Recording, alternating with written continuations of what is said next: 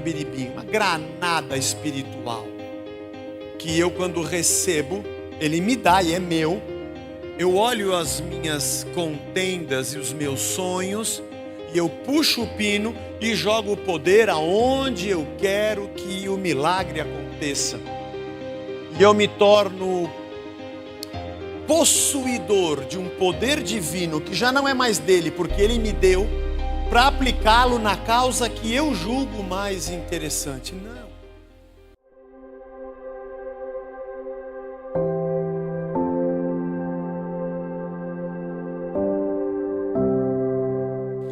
Nós vamos para João capítulo 1, versos de 1 a 14. Nós vamos ler de novo os 4 primeiros versículos. Esse aqui é chamado prólogo, o prólogo do Evangelho de João. E nós vamos até o verso 14 hoje. Culminando no verso 14, que é um verso que a gente repete a toda hora, né?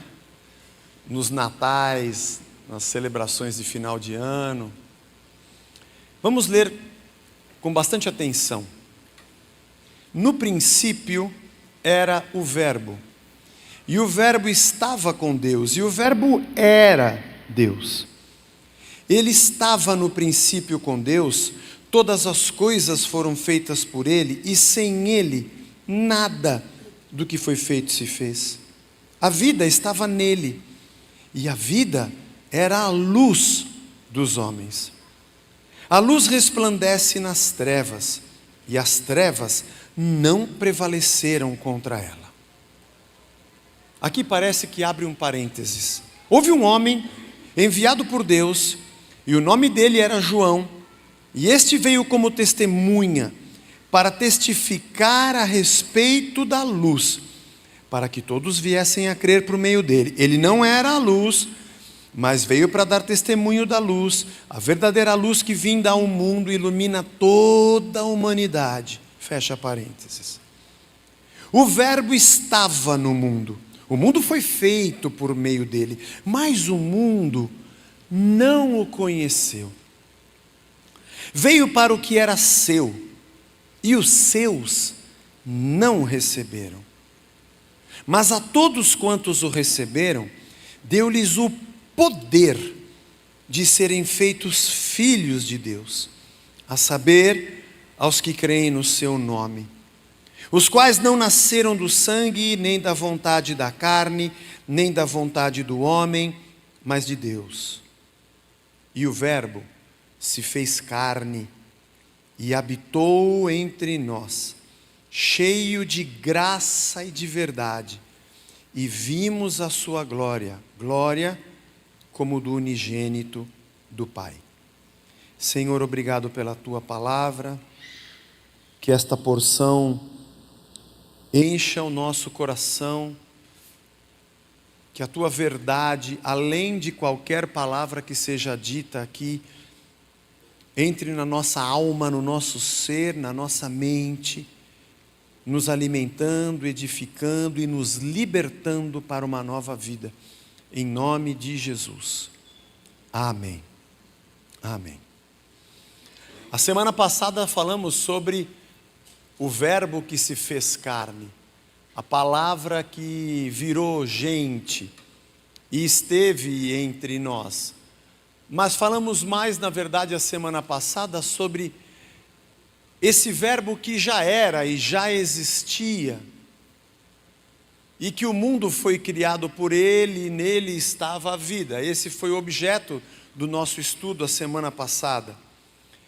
E então João abre um parênteses aqui e fala sobre o João Batista. Semana que vem nós vamos gastar um pouquinho mais de tempo com o João Batista, porque o trecho seguinte fala sobre ele e o seu ministério, e porque o ministério dele foi um sinal de que o Messias havia chegado, um pouco sobre as profecias do Antigo Testamento. Mas o interessante é que João Batista não era a luz, ele veio para testificar a respeito da luz, diz o texto. João Batista foi meio que um movimento de avivamento dentro da fé judaica daqueles dias. Era o prenúncio de uma grande virada, mas enquanto um filho de sacerdote judeu dentro da religião judaica, a princípio parecia um grande movimento de renovação. Mas a gente fala um pouco disso mais a semana que vem. Ele veio para testificar a respeito da luz, que está no verso 4. A vida estava nele, a vida era a luz dos homens, e ele vem para testificar exatamente desta luz que ilumina a nossa vida, que clareia tudo. A nossa série se chama Quem é Jesus? Ela é tão importante quanto, até certo ponto, pretensiosa, porque essa é a resposta que nós vamos gastar a vida inteira. É a pergunta que nós vamos gastar a vida inteira para responder, e nós vamos morrer sem conseguir responder completamente. Como que a nossa mente temporal, finita, limitada, imperfeita, vai conseguir conceber o eterno, que está além do tempo, o perfeito,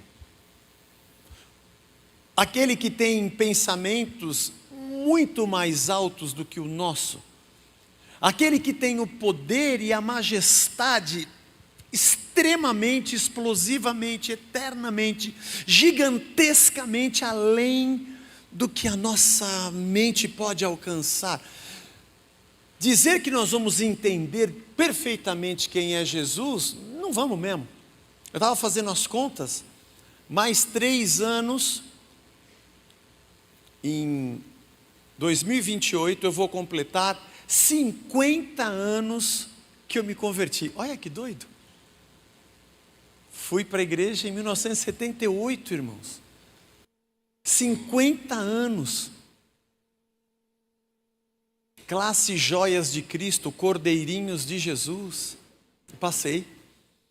Cantava na bandinha das crianças, depois adolescente, acampamentos, juventude, retiros, congressos. Há muita coisa. E até hoje eu leio o texto e eu falo: Senhor, quem tu és? Não sei se eu estou te entendendo. Ainda mais que nós somos rodeados por um bombardeio diário de ideias, pensamentos, interpretações a respeito da fé e a respeito de Deus. As mais antagônicas que possam existir. E você fala: meu Deus, quem é que está certo? Quando me perguntam: Zé, quem fala isso, outro fala aquilo, outro fala aquilo, outro fala aquilo, quem está certo? Eu digo: olha, Jesus está certo. Nós, perfeitamente certos, nunca. É por isso que a gente está sempre nas Escrituras afinando nosso entendimento. Quem é Jesus? João veio para testificar dessa luz. Mas quem é esse Jesus? A pergunta que João no seu evangelho está respondendo é aquela que a gente vai perseguir o resto da vida.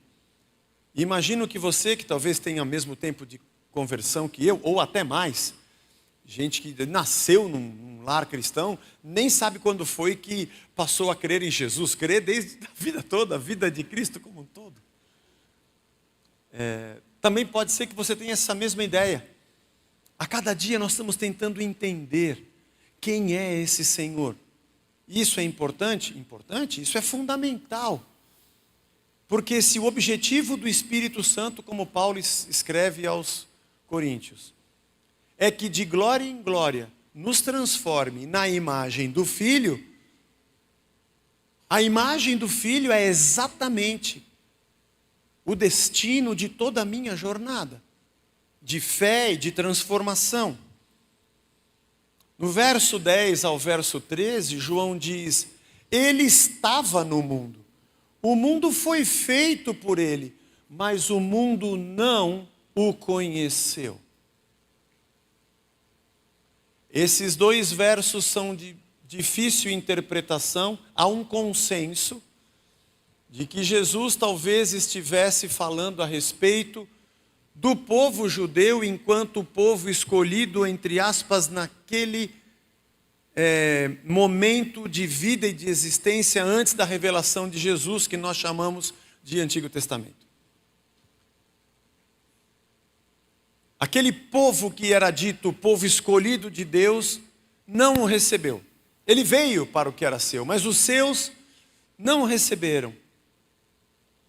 Diz o texto também que ele estava no mundo e o mundo não o conheceu. São diferentes linhas de interpretação, mas eu não quero ficar discutindo aqui linhas de interpretação teológica, mas apenas compartilhar uma lição, algo que sempre passa pela minha cabeça quando eu leio esse texto. Aquele povo que vivia, a comunidade de Israel, tinham muitos povos ao seu redor. Tinha aqui os caldeus, os assírios, os sírios mais acima, o que hoje é o Líbano, depois toda a região dos cananeus, girgazeus, ferezeus, fariseus, filisteus, até o Egito.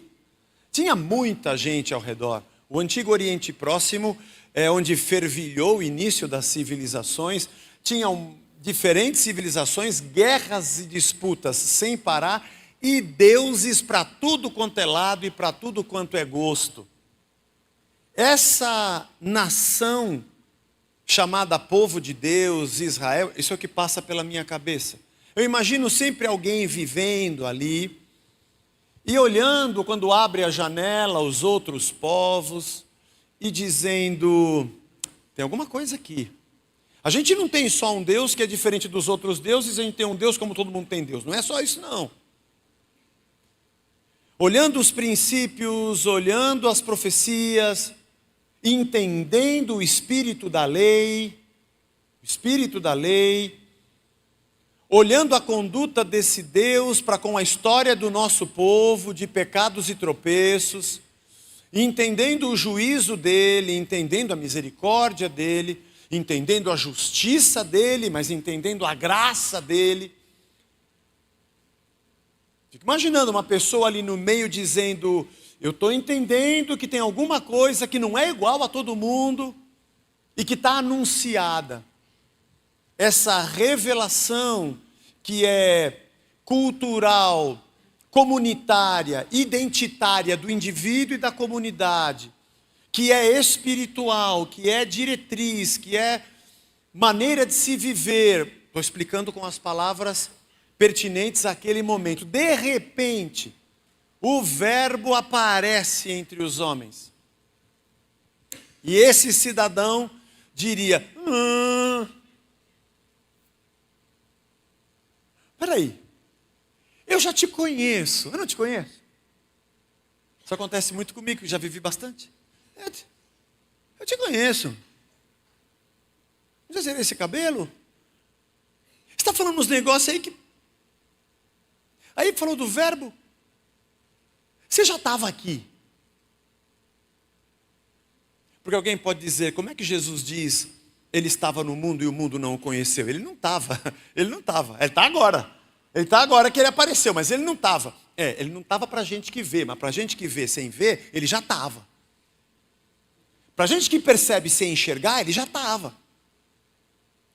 Era como dizer... E quando Jesus começa a pregar, acho que quando ele faz o Sermão do Monte, provavelmente não foi dito de uma única vez, mas digamos que o Sermão do Monte tivesse sido proferido de uma tacada só.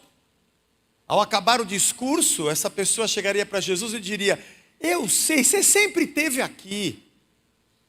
Você sempre foi daqui. Essas palavras, esse coração, essa ideia, essa mente, esse ideal, esse plano, esse projeto, esse desenho de povo, esse desenho de vida, para mim é muito peculiar, para mim isso aqui eu estou em casa, você sempre esteve aqui. Gente, ele é o Filho de Deus. Sabe? Essa pessoa poderia dizer, galera, para tudo, eu não estou entendendo. Ele apareceu no nosso meio, mas ele sempre esteve aqui. Dá para perceber, estão percebendo? Sente, ó, sempre teve, é ele. Estava escondido aí. Era você nas palavras dos profetas. Era você na lei de Moisés. Era você na direção ao povo. Era você na criação. Era você na identidade e na imagem que temos. Você já estava, né? Você já era, né? É você que a gente esperava, não era? Você é o rei que os profetas diziam, não é? Não, não eram os reis que nós vimos, teve vários, mas era você que a gente estava esperando. Você sempre esteve aqui. É fácil o reconhecimento da vida quando a gente identifica a vida que a gente espera. É quase um déjà vu. Estar num lugar onde eu já estive, com alguém que eu já conhecia. Não vou dizer a você que essa é a interpretação perfeita desse texto, mas eu estou compartilhando com você alguma coisa prática que passa pela minha cabeça. Ele estava no mundo, o mundo foi feito por ele, mas o mundo não sacou. Mas todos quantos sacaram, até aqueles que nem eram do seu povo, nosso caso, mas que assistiram à história e disseram: Ele é a luz do mundo, Ele é a vida, e é isso que estava faltando para a gente. Todos que sacaram isso, receberam um poder. A palavra poder tem interpretações as mais esdrúxulas sobre o texto bíblico, geralmente dizendo o que o texto não diz. A palavra poder é a palavra dinamis do grego, da onde vem o termo dinamite. E as pessoas dizem assim: tá vendo? O poder é um negócio que explode. Então, mas a dinamite é já do século XIV, ou mais para frente até. A pólvora é por aí que os chineses descobriram. Na época de Jesus não tinha dinamite, e a palavra dinamis não significava explosão. Aliás, não tinha arma de fogo. A palavra dinamis significa capacitação. Ela significa poder no sentido de capacidade que você ganha. O significado explosão, ele é anacrônico, ele está fora do tempo, não é esse. É como eu pegar o texto, por exemplo, de Pedro, que ficou na casa de Simão o curtidor, e ele ficou alguns dias com Simão o curtidor, e dizer: os dois estavam juntos, eles ficaram. Não. A ideia de ficar como relacionamento amoroso é uma ideia contemporânea. Naquela época não significava isso. E muita gente pega o texto bíblico e quer dar uma interpretação a uma palavra com a conotação que ela ganha dentro de um outro ambiente, de uma outra época. A gente entende o texto com o significado que ele tinha naquele momento do texto. Senão esse texto perdeu qualquer significado, e a cada época ele vai ter um sentido diferente. A verdade é que ele deu para nós um presente, uma capacidade de sermos filhos de Deus. De sermos ligados a essa família divina, pelo fato de que nós enxergamos e sacamos o negócio. Eu entendi. Ele já estava no mundo, e ele é tudo o que eu esperava. Ele me deu o poder de ser chamado filho dele, porque eu criei no seu nome. Porque eu passei a segui-lo, e essa é a coisa mais importante da nossa vida. E nós achamos que o poder é uma explosão, é uma bomba que ele põe na minha mão, uma biribona. Não uma biribinha, uma granada espiritual. Que eu, quando recebo, ele me dá e é meu. Eu olho as minhas contendas e os meus sonhos, e eu puxo o pino e jogo o poder aonde eu quero que o milagre aconteça. E eu me torno possuidor de um poder divino que já não é mais dele, porque ele me deu, para aplicá-lo na causa que eu julgo mais interessante. Não. Essa ideia de poder, ela é muito mais desse momento nosso que vivemos, até doentio e neurótico, de que nós temos que ter conquistas a qualquer preço, e que a nossa vida tem significado só quando a gente supera, ganha e vence. E queremos transformar o poder de Deus nessa doença que a gente vive. Ele deu o poder de sermos filhos, adotados, parte da sua família, parte do seu povo. Esse é o maior milagre de todos. Ao longo da vida, você vai ter a sua infância, no começo dela.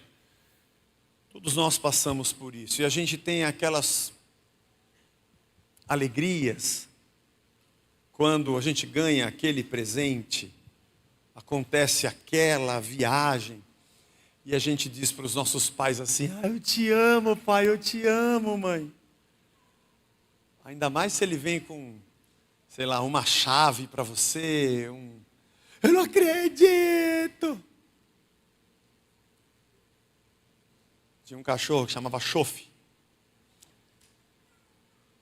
Era o sobrenome de um professor que eu tive na faculdade. Eu tinha acabado de entrar na faculdade. Era um professor muito legal, mas eu achava o nome muito interessante, então eu dei para o meu cachorro. Era um Dachshund. Ele veio beber. Meu pai chegou em casa assim, eu tinha lá meus 18 anos, e ele entrou na sala assim: oi pai, oi, oi, oi. Ele fez assim, ó, uá. Parecia um ratinho na mão dele. Yeah! O Chofe. E a gente, esses momentos, sabe, quando alguma coisa acontece, eu te amo, meu pai me ama, a minha mãe me ama. Mas depois, perdão. Depois, quando a gente cresce, a gente tem a nossa casa.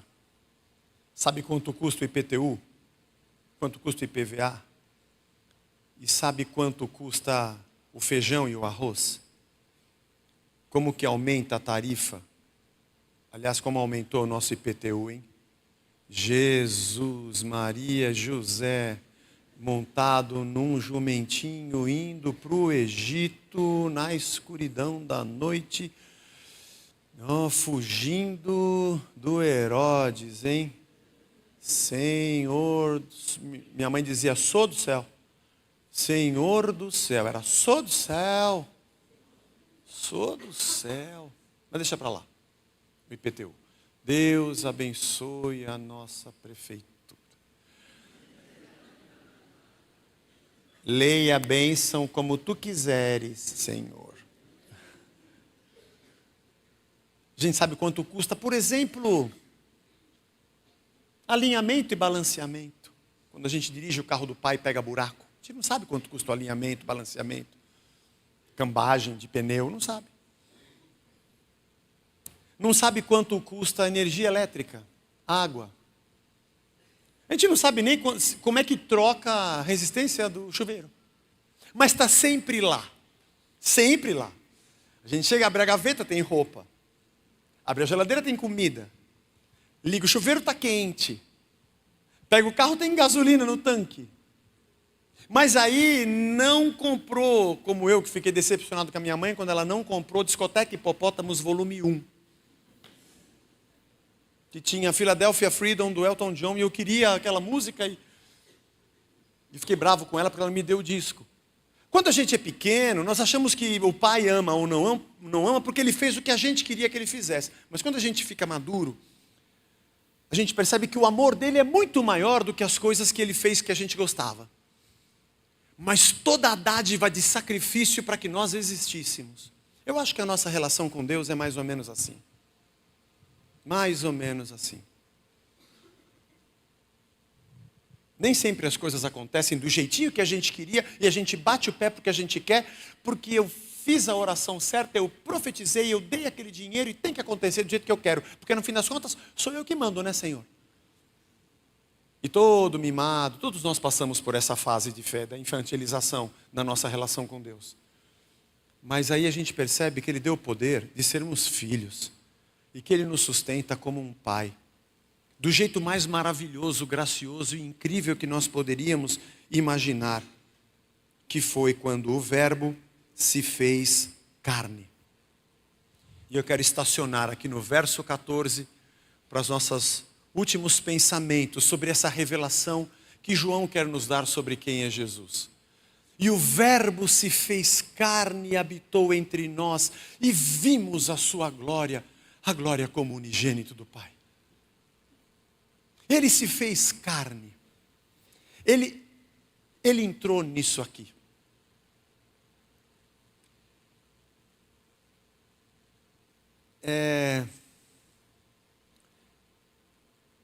Esses lugares que a gente tem na terra, de profunda miséria e abandono, escassez, aonde a vida humana está largada,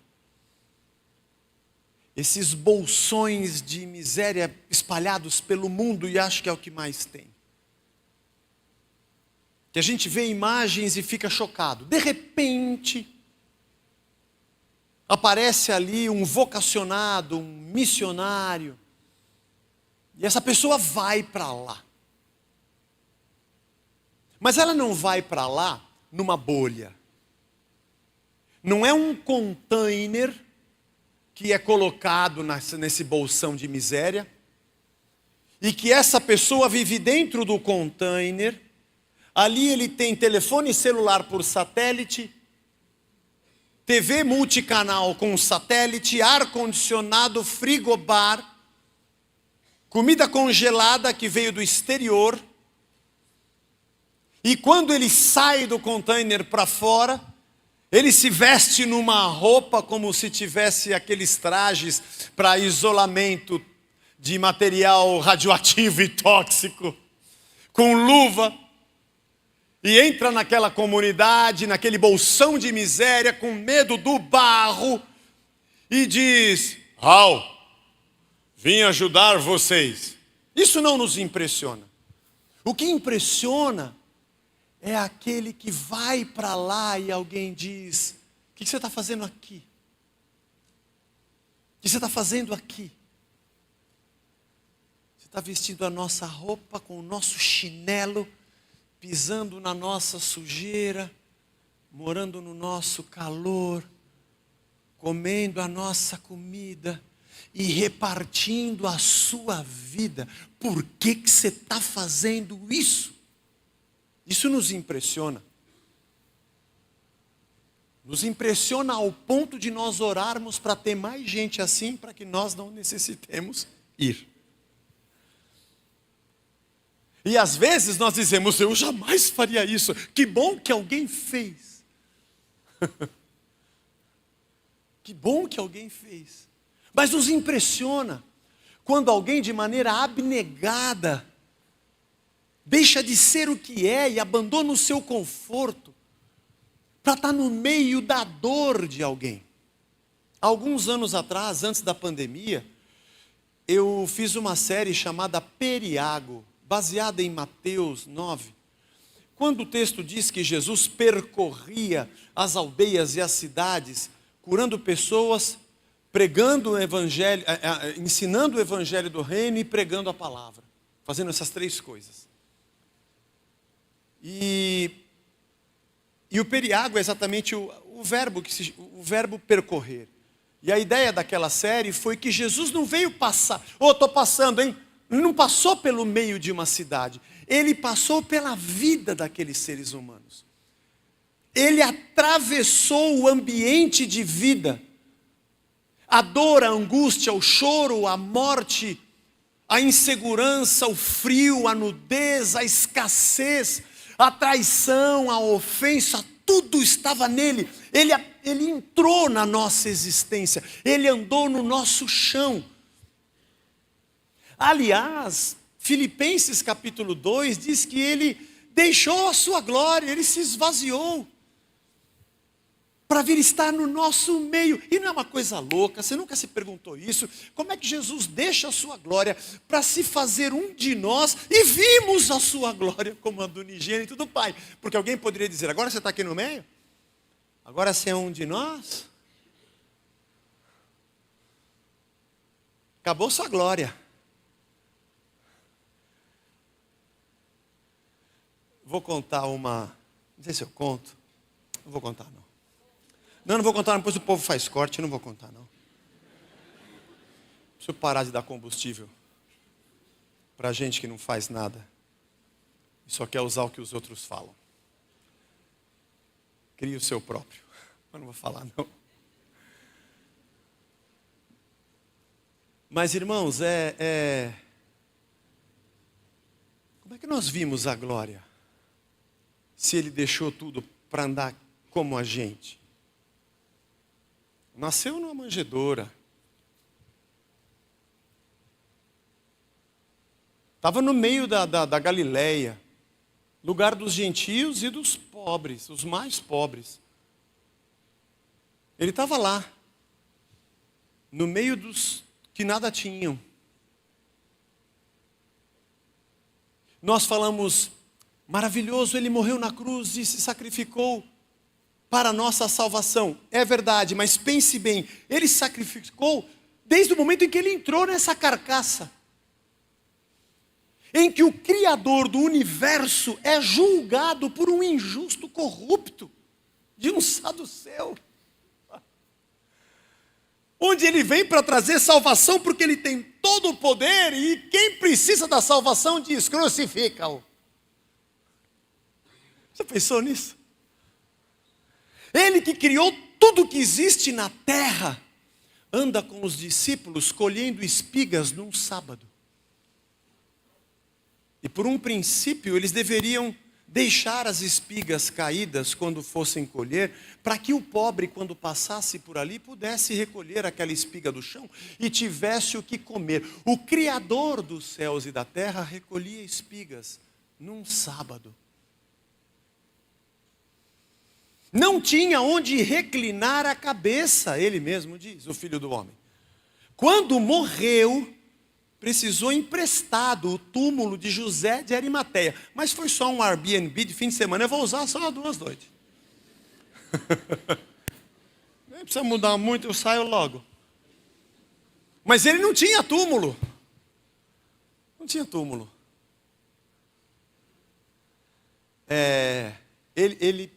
Ele percorreu a nossa humanidade. Ele não foi uma aparição. Não é um fantasma.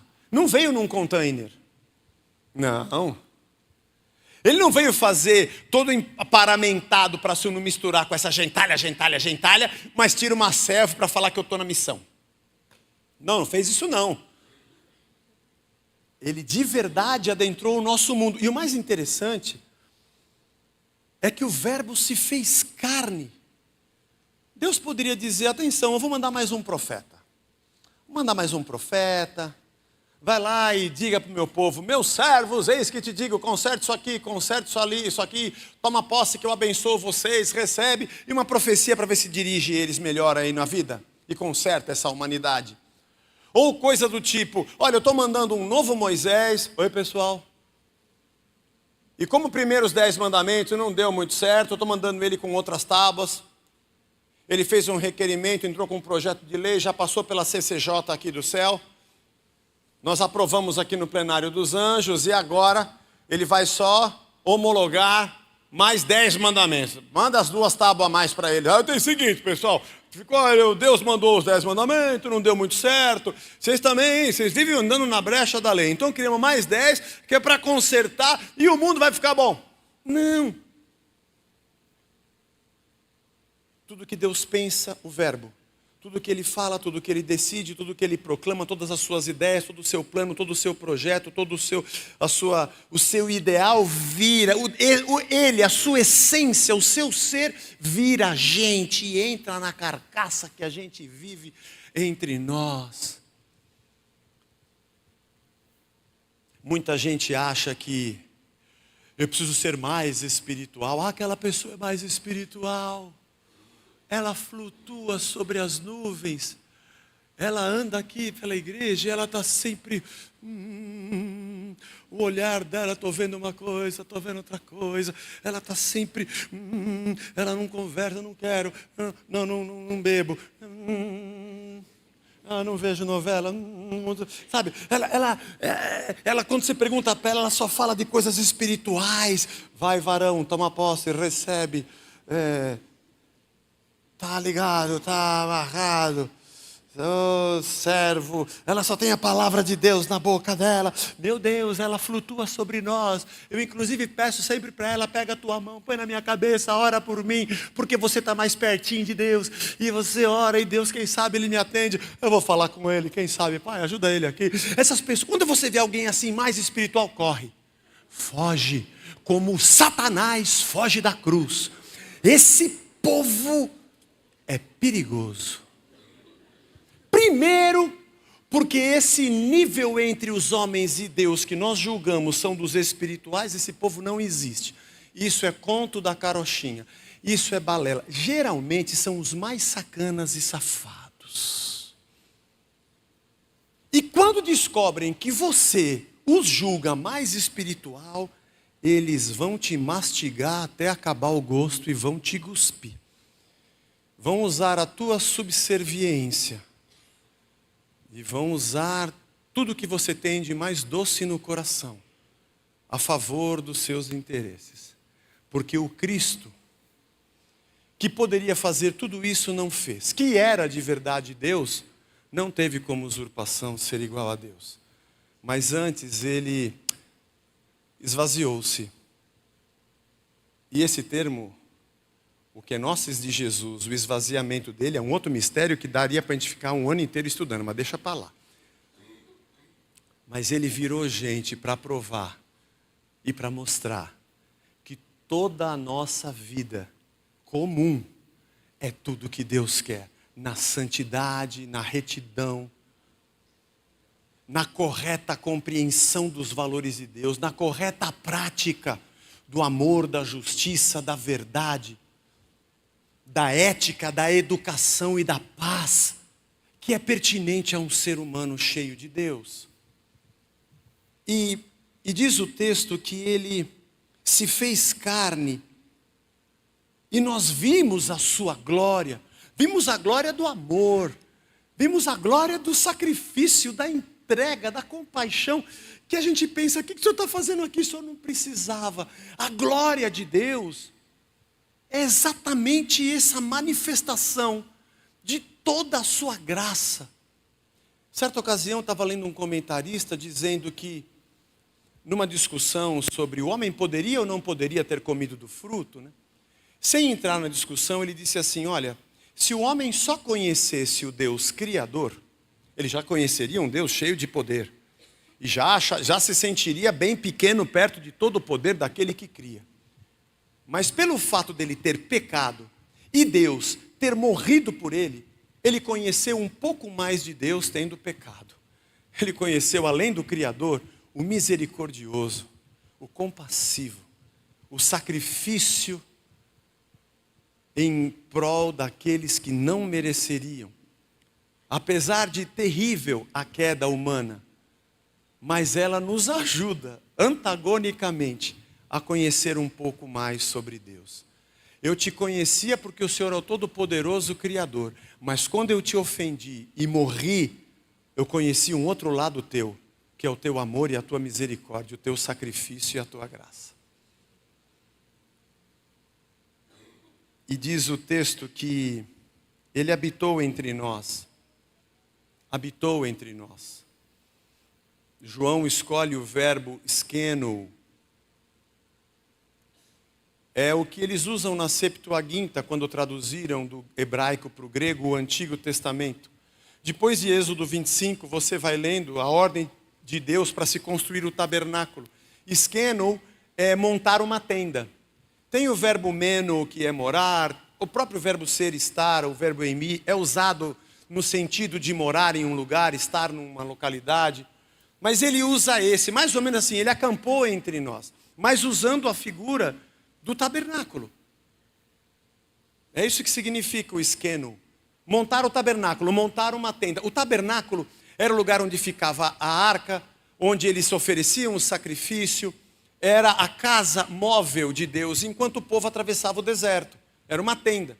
Todo mundo morava em tenda. Todo mundo morava numa tenda. Aliás, você se lembra, quando Davi estabelece o seu reino, ele ora a Deus e fala: Senhor, você que está no caminho das letras, nós já passamos para o 2 Samuel. Aliás, eu dei aula desse texto. Você que é aluno assíduo já ouviu essa aula. Senhor, eu moro numa casa de cedro e a arca do Senhor ainda está numa tenda. Tem que construir uma casa. E Deus falou: eu nunca quis uma casa, eu nunca pedi templo. Mas ele estava na tenda. A tenda do tabernáculo ficava no centro do acampamento. E as 12 tribos se acampavam em torno da tenda. A tenda era o centro da vida daquele povo que era nômade e caminhava no deserto. E você se lembra, de dia uma nuvem ficava sobre aquela arca, e de noite com uma coluna de fogo os protegia e os iluminava, porque a glória de Deus estava ali no meio da vida deles, acampado no meio deles. E quando João diz, ele habitou entre nós, o povo remete exatamente a isso. Ele montou a tenda junto com as nossas tendas, não foi um container, ele fez uma tenda. Ele veio morar no nosso meio, ele andou na nossa vida, ele percorreu a nossa agonia, ele viveu nessa carne, e ele viveu como um segundo Adão, para morrer pela vontade de Deus. Isso é doido, porque lá no primeiro jardim, o Éden, Deus falou para Adão: me obedeça e você vai viver, e ele preferiu desobedecer. Mas no segundo jardim, que é o Getsemane, o segundo Adão, que era Jesus, Deus diz a ele: se você me obedecer, você vai para a cruz e vai morrer. E ele disse: eu vou obedecer. O primeiro, se obedecesse, viveria, mas preferiu desobedecer. O segundo, se obedecesse, morreria. E ele obedeceu. Nós somos descendentes do segundo Adão, a partir daquele que foi uma entrega e ofereceu o seu corpo em sacrifício vivo, santo e agradável a Deus. E andou aqui no nosso meio. E viveu a nossa vida. E sentiu o que a gente sente. E pisou no nosso chão. E também sabe cada angústia que a gente passa. E eu quero encerrar dizendo que nós a cada dia aprendemos um pouco mais sobre quem é o nosso Jesus. Uma vez uma pessoa me falou assim: Zé, eu não entendo o que está acontecendo. Porque sabe fulano, sei, você não imagina o que ele está passando agora. E disse assim: demorou tanto para ele se converter, a gente orava tanto por ele. Agora que ele se converteu e batizou, olha o que a vida dele virou, me explica isso. Essa pessoa queria que eu dissesse: não pode estar acontecendo, porque se ele se converteu, agora tudo vai dar certo, o resto da vida dele. Todo mundo que se converteu vai dar tudo certo. Nós vamos dividir a próxima Mega Sena, porque todo mundo vai ganhar junto. O prêmio da Mega Sena está em 300 milhões e foi dividido por 100 milhões de pessoas. Não, por 40 milhões de brasileiros, são todos evangélicos.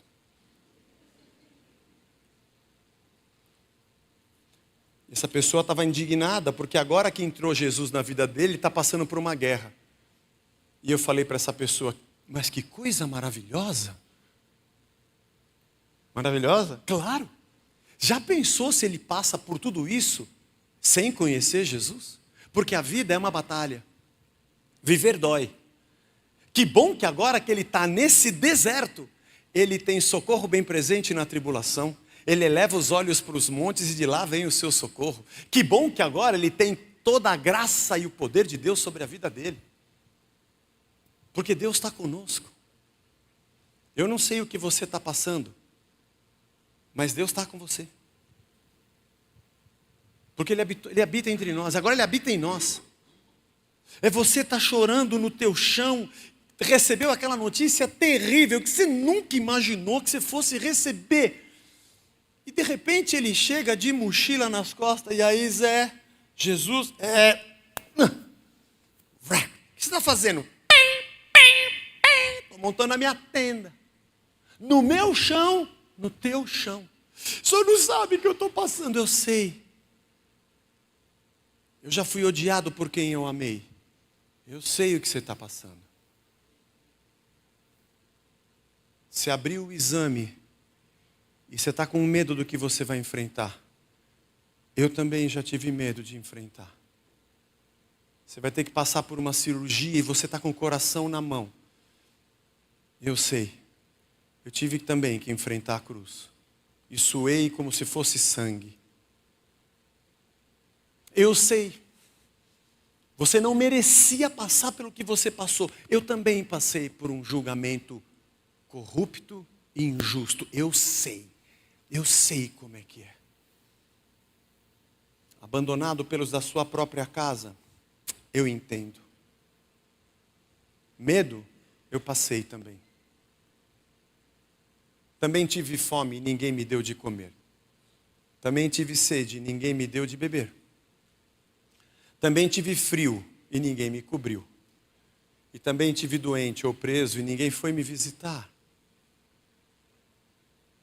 Eu sei o que é andar por um caminho sozinho, sem ter ninguém, no meio de uma multidão. O Senhor que sabe todas as coisas habita conosco. O Jesus que a gente não consegue nem imaginar o tamanho da sua glória, habita em nós. Não tem problema de pisar no nosso chão. E nesse momento de profunda angústia, quando todo mundo vem falar, calma Zé, vai dar tudo certo. Eu falo, você não sabe o que eu estou passando. E parece que essas palavras de incentivo não entram nem no tímpano, nem passa pela cabeça e não desce no coração de jeito nenhum. É a voz desse Deus que está conosco para dizer, eu estou aqui, passando junto com você, porque eu já passei por você.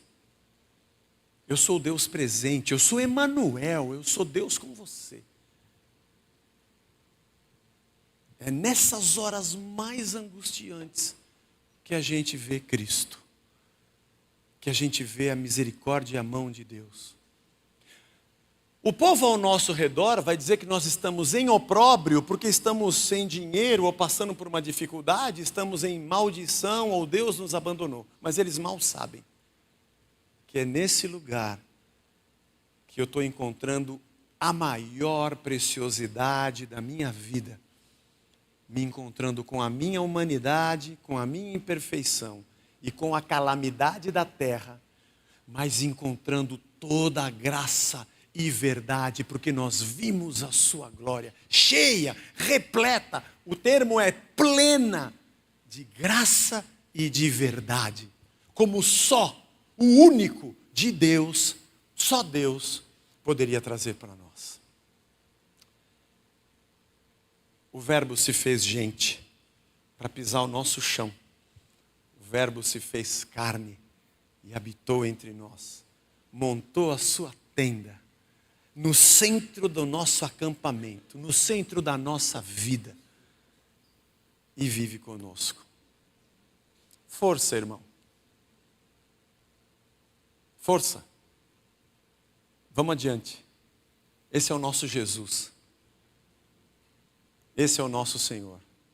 Você vai descobrir a grandeza do coração de Deus na sua maior aflição.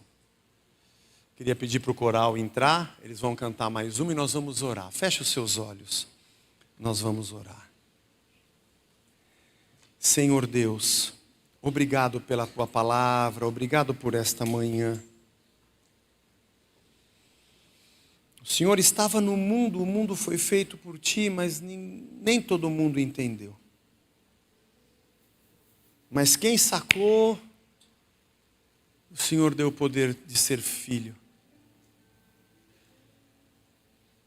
Pai, a gente pode te chamar de Pai.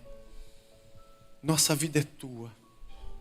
Eu ia te contar como a coisa está difícil aqui, mas acho que nem precisa, o Senhor sabe. O Senhor viveu, passou, andou, percorreu, sentiu, agonizou. Mas nós estamos aqui porque o Senhor é ressurreto. e porque o ressurreto continua habitando no centro do nosso arraial, no centro do nosso acampamento, no centro da nossa vida. Obrigado, Verbo vivo de Deus, que nos deu vida e que está com a gente em todos os momentos. Ninguém sabe, Senhor. Eles vão achar que Deus está comigo pelas conquistas que eu tenho, mas eles não imaginam que a prova de que Deus está comigo é exatamente na angústia. Na minha angústia eu clamei ao Senhor e Ele se inclinou para mim. Ele acampou no meio da minha dor. Maior prova de glória é o teu sacrifício, Senhor. Glorioso tu és, grandioso tu és. Maravilhoso é o Senhor, que veio morar aqui na nossa humanidade, para que a nossa humanidade fosse redimida pelo teu amor. E eu quero viver a minha humanidade do melhor jeito que eu puder, para manifestar o Cristo que em mim habita. Obrigado, Jesus. Fortalece a cada um de nós, nossos irmãos. Fortalece meu irmão que está aqui hoje, Senhor. Revela-te além das palavras faladas aqui. Revela-te a nós com o teu ser.